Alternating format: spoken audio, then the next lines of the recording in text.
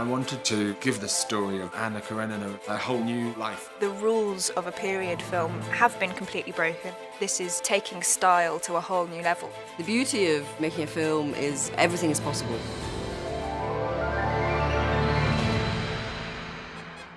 There are a lot of locations in the script. So I go to locations in Russia and they say, yes, we have made 7 Anna Kareninas here.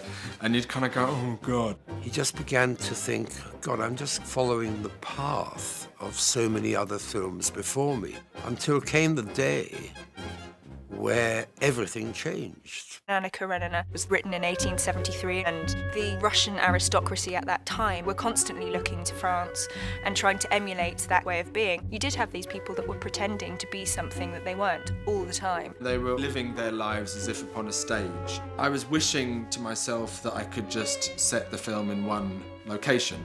And this gave me the idea to set the majority of the film in a theatre. When we all got to hear of it, it energised everybody. We built this enormous mid-19th century theatre set, and it became this magical space. The first time I walked into the theatre was marvellous. I had only seen pictures. What is the point in doing it safely? And what's the point of doing it if you're not totally challenged by it? I think it gives Joe more freedom, actually. He doesn't have rules by which he has to stick to, so it means he can be much freer as a filmmaker.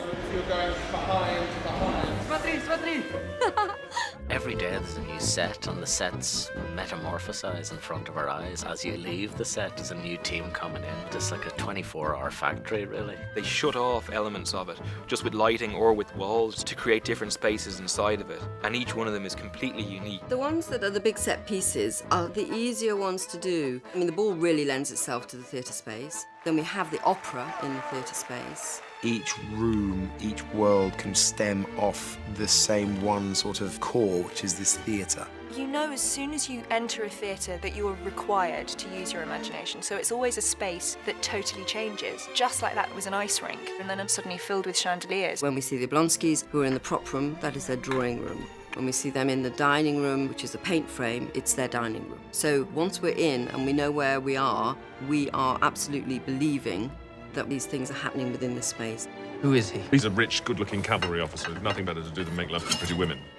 The kinetic energy that progresses the drama from scene to scene is a real attempt to create this momentum. Joe wanted to make Anna Karenina like a ballet. What interests me is how rhythm can express emotion. The ball scene in particular, I loved shooting. It was a completely extraordinary thing, telling the story through the moves, and how much a part of the character the dance sequence was. And then again, you know, how Joe was shooting it. It's rare that dancing is filmed well. You need sometimes to go further away or come closer in order to enhance the beauty of it. And so in that sense, I think Joe understands dance very, very well. And he dances along, and the camera dances along. What was great was working with Dario, because for certain scenes he already wrote the music beforehand. His music inspired a certain way of thinking. All these scenes have come to life thanks to the music. There's one element of the film that is very different, which is the Levin story. Levin turns his back on this superficial society and chooses to seek a more authentic mode of living. So his sequences are shot in location in Russia and have a more traditional cinematic reality.